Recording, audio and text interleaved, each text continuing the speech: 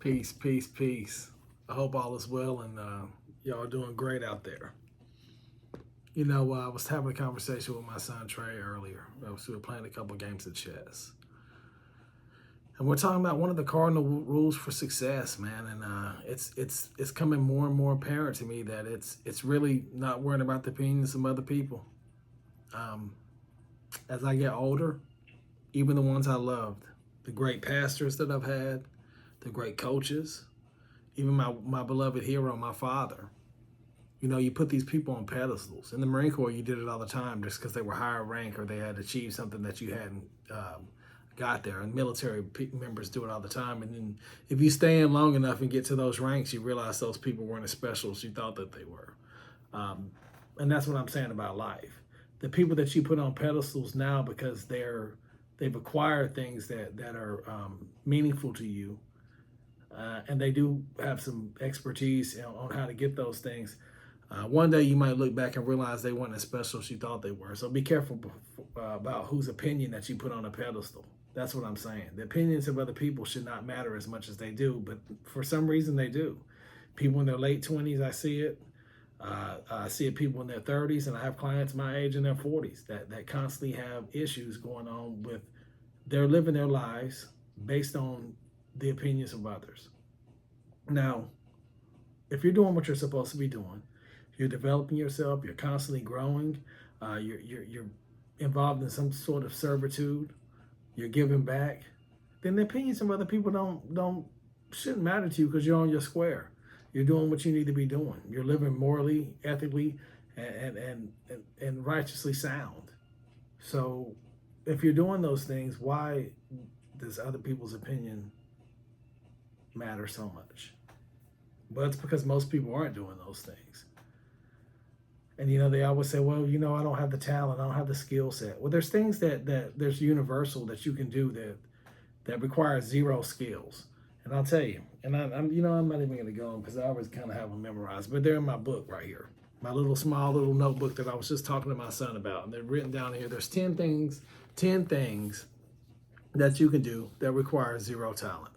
The first thing that you can do is be on time. Be where you need to be with the gear that you need to have to get the job done. Don't forget nothing and have to go back and get it. Get there on time, 10, 15 minutes early, prepare, and get the job done, and then go home. Be there on time. It's that simple. Requires zero talent. Another thing is work ethic. Work ethic is really about how much emphasis that you put on hard work. You're getting the job done and you're doing your very best at it, not because the job requires you to do your best, because it's the right thing to do. It's in you to do the very best at the job that's at hand.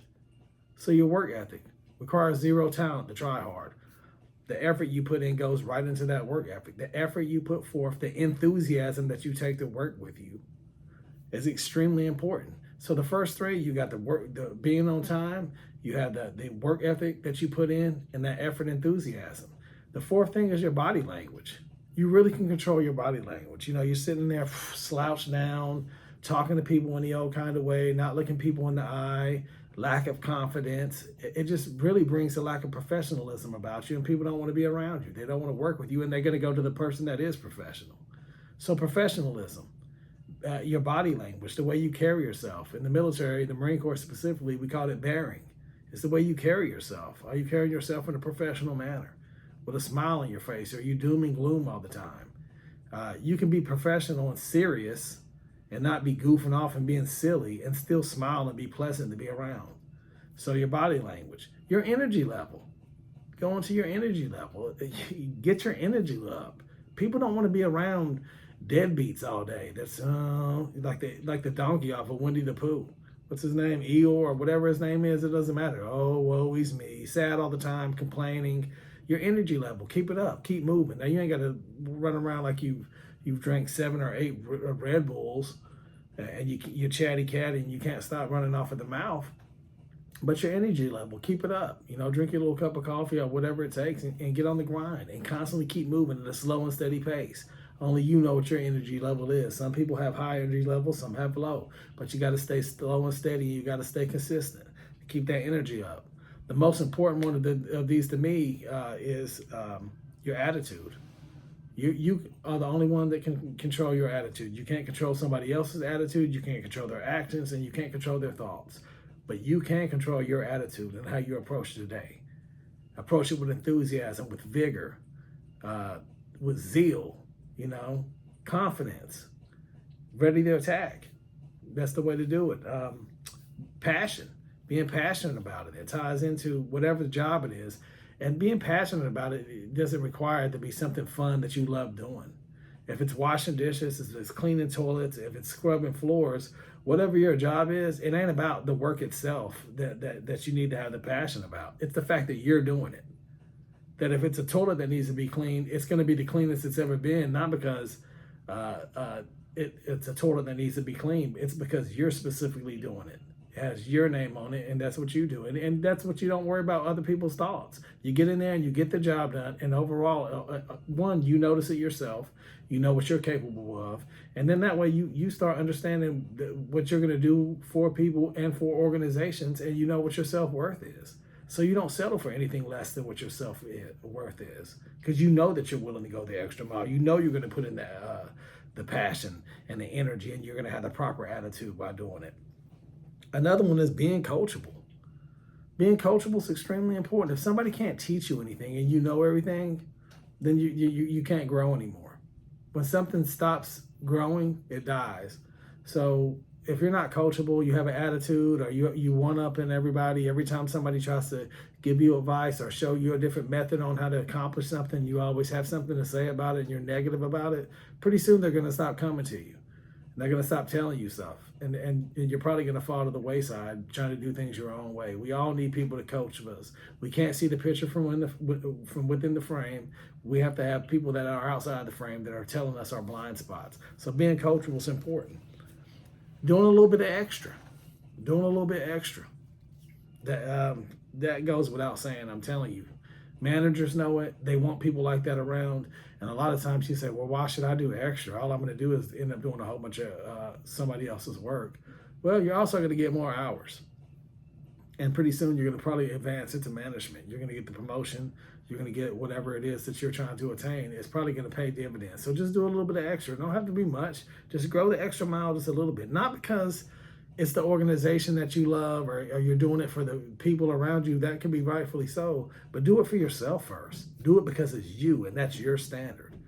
And another thing is, it's just being prepared. Getting there and having the things that you need, prepared mentally, physically, and emotionally for whatever job is at task. So for you all that didn't hear me and you didn't catch those, I'll leave you with the last ones. The first one is being on time. Being on time with what you need, having work ethic, putting that effort, controlling your body language, or having proper body language, positive body language, the energy level, keeping that energy and enthusiasm up about the task at hand, the job, the mission, no matter how dirty it is, get it done, complain later. Your attitude, like I said, you can't control anybody else's, you can only control yours. The passion that you put into, the desire to get the job done, and to get it done in a professional and highly productive manner, because it's you and your team getting it done. Being coachable, being able to tell you something, you implement it, and you being able to learn new things in different ways, best practices on the job. Doing a little bit extra, going the extra mile, and making sure that you're doing things the right way all the time, even when nobody's looking. But not only that, you're going a little bit extra above and beyond, even if it goes unnoticed at first. I promise you it'll get noticed. And the last thing is being prepared, having what you need to do to get the mission accomplished. I promise these 10 things that you do require zero talent, and they're going to pay dividends if you execute. Start executing for the next month and a half, and I promise you'll see the results. Peace.